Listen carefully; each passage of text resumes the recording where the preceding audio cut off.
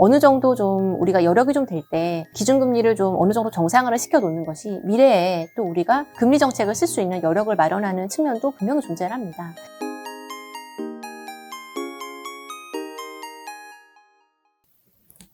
안녕하세요. 하나금융투자 채권 담당하는 이미선입니다. 최근에 스태그플레이션에 대한 논란들이 많아지고 있고요. 미국의 장기금리는 생각보다 크게 하락을 하고 있습니다. 그래서 금리 하락의 배경, 그리고 스태그플레이션에 대한 우려가 나오는 이유, 그리고 앞으로에 대한 전망을 말씀드리도록 하겠습니다. 네, 지금 미국의 명목 잠재 성장률을 보면 지금 차트에서 보시는 것처럼 80년에서 90년대까지는 5%에서 7% 정도의 높은 수준을 유지를 했었고요. 금융위기 이후에는 3%에서 4% 정도가 유지가 되었습니다. 그리고 코로나 이후에 미국에서 대규모로 어떤 정책 지원들을 하면서 이 부분이 6% 위까지 올라가는데요. 올해 하반기부터 내년으로 가면서 결국에는 미국의 명목 잠재 성장률은 이렇게 4% 초반으로 떨어질 걸로 예상이 되고 있습니다. 한편 지금 물가의 흐름을 보시면 80년대 후반에 3% 정도까지 높아진 적이 있었지만 그 이후부터는 전반적으로 2% 정도에서 머물러 왔었고요. 최근에 지금 4% 가까이까지 급등을 했습니다. 그래서 앞으로 미국의 성장률은 결국에는 둔화될 걸로 예상이 되는데 이 물가라는 부분이 생각보다 빠르게 안정이 되지 않고 그대로 높은 상태로 유지가 된다고 한다면 결국에는 성장은 둔화되고 있는 가운데 인플레이션에 대한 압력만 높아지면서 이러한 부분이 기업의 이익 그리고 마진을 축소시킬 수 있다라는 우려, 그리고 EPS에도 부정적 영향을 줄 거라는 이런 경계감들이 현재 작용하고 있는 걸로 생각이 되고요. 그래서 아까 보셨던 명목 잠재 성장률에서 물가 상승률을 차감한 것이 지금 여기에서 보시는 명목 잠재 GDP에서 CPI를 뺀 녹색 선입니다. 최근에 이렇게 마이너스로 급락을 했습니다. 아까 말씀드렸던 것처럼 물가는 높은 수준을 유지하고 GDP는 내년부터는 둔화될 걸로 예상되기 때문에 이 부분이 지금 마이너스 상태로 떨어져 있고요. 지금처럼 급락을 했던 시기는 2008년 초반, 그리고 2009년 하반기, 그리고 2011년 하반기, 네, 이런 시기들이었고요. 2015년에서 16년 상반기 정도까지도 이런 흐름들이 있었습니다. 그리고 회색에서 보시는 거는 S&P YY 증가율인데요. 큰 방향성에 거의 같이 가고 있습니다. 그래서 성장을 이제 하는 만큼 물가가 오르는 거는 문제가 되지 않지만 성장률은 둔화되고 있는 가운데 물가도 같이 안정이 되는 게 아니라 높은 수준을 유지한다면 결국에는 그러한 부분이 주가에는 부정적인 영향을 줬다라는 것이고요. 금리에도 마찬가지입니다. 미국 10년 금리의 장기적인 추세를 제거한 변동을 지금 회색에서 나타내는데요. 장기 추세 제거할 때는 저는 보통 이제 평균을 이제 장기 추세로 보고 그 평균치를 이제 실제 값에서 빼서 이 변동을 이제 구했습니다. 그 흐름을 보더라도 최근에 명목 GDP와 CPI를 뺀 녹색 선이 급락하는 과정에서 금리의 부분도 하락적으로 반응을 하고 있고요. 마찬가지로 이러한 구간들 그리고 이러한 구간들에서도 금리는 하락하는 영향을 보였습니다. 그래서 이제 저희가 앞으로 예상해 볼 수 있는 거는 결국에는 그러면 이 부분이 다시 위로 올라올 수 있는가? 이 부분이 올라오면서 주가와 금리가 함께 같이 상승률도 높이고 미국의 금리도 같이 올라갈 수 있는가라는 부분에 대한 판단이 필요한 건데요. 그러려면 결국에는 명목 GDP라는 부분을 앞으로 더 상향시킬 수 있는 재료가 있는지, 또 미국의 물가라는 부분을 더 안정시킬 수 있는 어떤 재료가 있는지, 네, 이런 부분들을 봐야 될 거고, 현재로서는 이러한 어떤 정책적인 변화가 나타나야 되는데 그런 부분이 현재는 단기적으로 보이진 않는 것 같습니다. 그래서 당분간 미국 금리는 이제 하락 압력을 조금 더 받을 걸로 예상이 되고요. 미국 주식시장에 있어서도 네, 어느 정도의 부담으로 작용할 가능성이 있습니다. 미국의 경기선행지수와 미국 10년 금리의 흐름을 보면 최근에 미국 10년 금리가 왜 그토록 가파르게 하락하고 있는지에 대해서 어느 정도 설명을 해주는데요. 지금 보시는 것처럼 미국의 경기선행지수는 100을 기준으로 해서 100보다 위에 있으면 확장 국면, 100보다 밑에 있으면 이제 수축 국면이 되는데요. 전체적으로 금융위기 이후에 마이너스에서 플러스 국면으로 넘어왔고요. 그 이후부터는 대체적으로 100을 중간으로 해서 왔다 갔다 움직이고 있습니다. 왜냐하면 경기가 늘 사이클을 그리면서 움직이기 때문인데 이렇게 큰 폭으로 가파르게 상승한 이후에 지금 박스로 친 부분에서는 그 직전까지 가파르게 올라왔던 경기가 좀 각도가 기울어졌던 시기들입니다. 네, 그 과정 속에서 금리를 보면 굉장히 큰 폭으로 떨어지는 모습들이 나타나고 있습니다. 그리고 지금도 이제 결국에는 경기선행 지수가 작년에 아주 최악의 국면을 이제 지나면서 점차 YOY 기준으로는 이렇게 둔화되는 흐름이 나올 걸로 예상이 됩니다. 예, 그런 과정 속에서 미국 10년 금리는 과거에 우리가 데이터의 흐름들을 봤을 때는 하락 쪽으로 좀 더 작용할 가능성이 높다고 보고 있고요. 그 다음에 미국의 실업률을 한번 보겠습니다. 미국의 실업률은 금융위기 이후부터 해서 굉장히 장기간에 걸쳐서 이렇게 3%대까지 안정이 되어 왔는데요. 코로나 이후에는 아주 짧은 시간에 급증을 하고 또 짧은 시간에 급락을 해서 현재 5.9%까지 실업률이 떨어졌습니다. 그리고 올해 말에는 4.5%로 실업률이 이제 낮아질 걸로 예상이 되는데요. 한편 지금 보면은 올해 말이 12월인데 5개월 정도, 4개월 정도 남았습니다.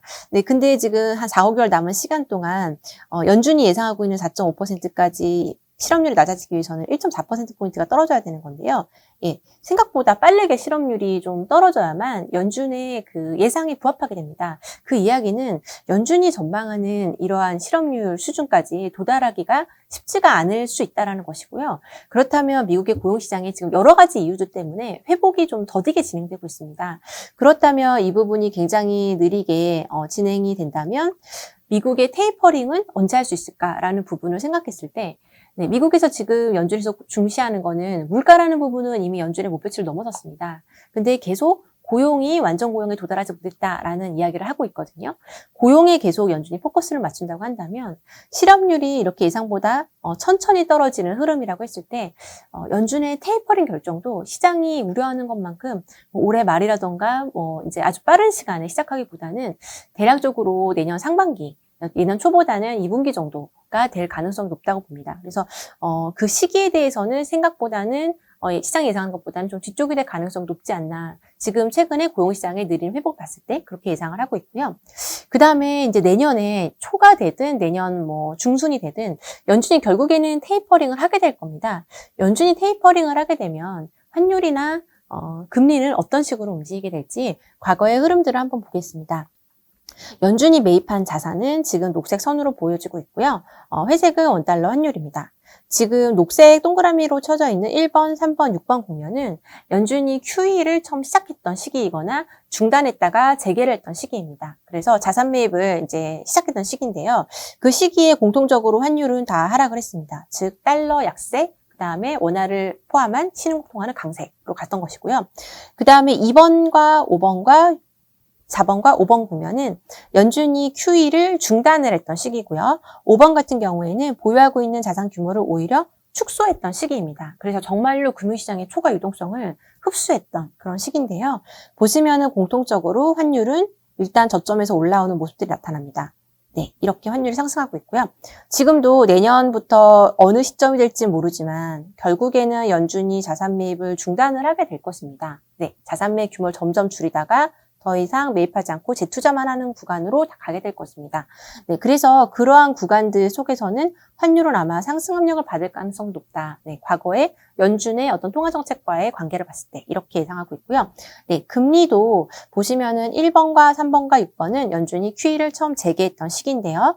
초반에 장기금리가 굉장히 급등을 하고 그 이후에 상승폭을 거의 대부분 반납하는 모습들이 나타납니다. 네, 왜 이렇게 되는지 생각해 보면 네, 초반에는 연준이 QE를 재개하게 되면 굉장히 많은 유동성이 금융시장에 공급되면서 주식시장을 부양을 시킬 것이고요. 이러한 부분들이 인플레이션을 이제 유가를 올리고 커머더티 가격을 다 올릴 거라는 이러한 기대들이 이제 가격에 반영이 됩니다. 그리고 장기금리도 인플레이션에 대한 압력, 그리고 앞으로 좋아질 경기에 대한 기대, 높아질 성장률, 연준은 결국 기준금리를 올릴 수 있다. 이런 전망들이 반영되면서 장기금리가 단기에 급등을 했다가 이후에는 결국에는 연준이 이제 경기가 좋아지게 되면 지금과 마찬가지로 어느 시점부터는 자산 매입을 줄이면서 더 이상 이제 자산 규모를 늘리지 않은 단계로 넘어가게 됩니다. 네, 이런 단계에 들어가기 직전에부터 금리는 이제 하락을 하는 모습이 나타나게 되는 것입니다. 그래서 앞으로도 연준이 결국에는 어느 시점부터 자산 매입을 줄이기 시작을 할 텐데요. 결국에는 그러한 과정 속에서는 금리는 역사적으로 봤을 때 하락 압력을 받았다라는 것을 알 수가 있습니다. 네, 그래서 저희가 테이퍼링이 이제 환율과 금리에 어떤 영향을 주는지 알아봤는데요. 네, 최근에 경제 지표들 한번 점검해 보겠습니다. 지금 제조업 PMI들을 보면 이제 일본과 한국과 중국, 대표적인 아시아 국가들 수출과 제조업 지표들이 중국 같은 경우에는 작년에 이미 정점을 기록한 걸로 나오고요. 한국은 이제 올해 1분기에 이렇게 고점을 기록했던 걸로 나옵니다.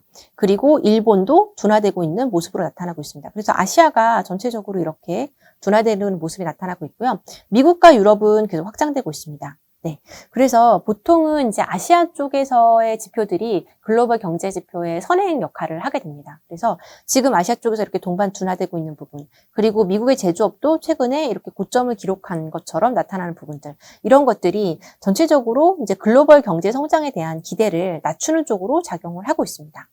네. 한국은행의 기준금리는 이제 인상을 예상하고 있는데요. 결국에는 글로벌 경기가 둔화되는 과정 속에서 한국은행은 지금 우리나라 경제 성장률 이런 것들을 바탕으로 해서 또 우리나라의 물가 이런 것들 바탕으로 해서 기준금리를 좀 정상화시키겠다라는 의지를 갖고 있습니다. 올해 우리나라 성장률은 4% 내외를 기록할 걸로 예상이 되고요. 물가도 2% 정도의 연간 물가 상승률을 예상하고 있습니다. 네, 그렇다면 우리가 지금 한국의 잠재 성장률이 2%대인 걸 감안하면 지금 4% 정도의 성장률이면 통화 정책을 정상화시킬 수 있는 명분은 충분히 갖춰져 있는 거고요. 물가도 2% 물가 이 수준에 이제 부합을 합니다. 그래서 지금 0.5%인 기준금리를 8월 금통위에서는 0.75%로 25bp 인상할 것으로 예상을 하고 있고요. 이때 발표될 경제 이제 수정 전망치도 물가에 대한 부분은 지금 1.8%인 부분을 2%로 상향할 것으로 예상하고 있습니다. 결국에는 아까 보셨던 것처럼 우리나라 지표나 아시아 지표들은 이제 정점을 찍고 좀 둔화되고 있는 국면에 있습니다. 그래서 이렇게 둔화되고 있음에도 한국은행이 왜 기준금리를 인상을 급하게 해야 되느냐라는 질문들도 많이 받게 되는데요.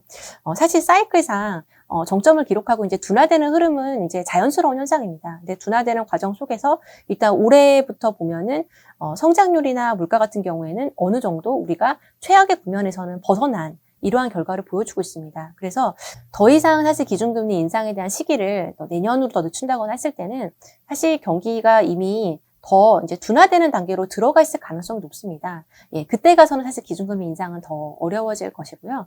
그리고 어느 정도 좀 우리가 여력이 좀 될 때 기준금리를 좀 어느 정도 정상화를 시켜놓는 것이 미래에 또 우리가 금리 정책을 쓸 수 있는 여력을 마련하는 측면도 분명히 존재를 합니다. 그래서 이런 차원에서 보면은 저희가 8월에 기준금리 인상을 하고 그다음에 10월 또는 11월에 두 번째 금리 인상을 할 걸로 예상이 됩니다. 두 번째 금리 인상까지 그렇게 긴 시간을 줄 것 같지는 않습니다. 두 번째 금리 인상까지 아주 긴 텀을 주게 되면 또 시장에서는 이제 더 이상 금리 인상은 없다. 네, 이렇게 또 받아들일 수 있고 잘못된 어떤 시그널을 제공할 가능성 이런 것들을 하느니 감안한다면 두 번째 인상까지 아주 긴 시간을 줄 것 같진 않다라는 부분이고요. 네, 최근에 우리나라 물가가 한은이나 정부가 예상했던 것보다는 계속 높아지는 모습인데 7월까지도 보면은 최근 3개월 동안 2% 중반 물가가 나왔고요. 8월부터 연말까지도 거의 비슷한 수준으로 유지가 될 것으로 예상이 됩니다. 이번에 물가 나왔던 것들을 보면 이제 12개월 평균과 3개월 평균을 비교했을 때 최근 3개월 쪽의 물가 수준들이 더 높게 이제 나타나고 있고요. 그 다음에 이제 유가 쪽이 오르면서 이제 전체적인 물가 상승에 영향을 많이 줬는데요. 그 외에도 식료품 가격 그리고 전반적인 서비스랑 관련된 부분들. 네, 이런 쪽에서의 물가 상승도 최근에 나타나고 있습니다. 그래서 물가가 오르는 어떤 품목이 지금 일부에만 국한된 것은 아니고 좀 숫자도 많아지고 있고 서비스 전반으로 물가 상승 압력이 좀 퍼지고 있는 양상입니다. 네, 그렇다고 한다면 이러한 물가는 이제 단기간에 이제 또 떨어지고 안정될 수 있는 부분이 아니라 인건비나 이런 거랑 관련이 되어 있기 때문에 상승 압력을 지속성을 가지고서 인플레 압력이 이어질 가능성이 있습니다. 네, 그래서 이런 부분들을 감안해서 한국은행의 기준금리 어떤 정상화 차원에서의 인상을 예상하고 있습니다. 네, 오늘 제가 준비한 부분은 여기까지 발표를 마치도록 하겠고요. 오늘도 좋은 하루 되시기 바랍니다. 감사합니다.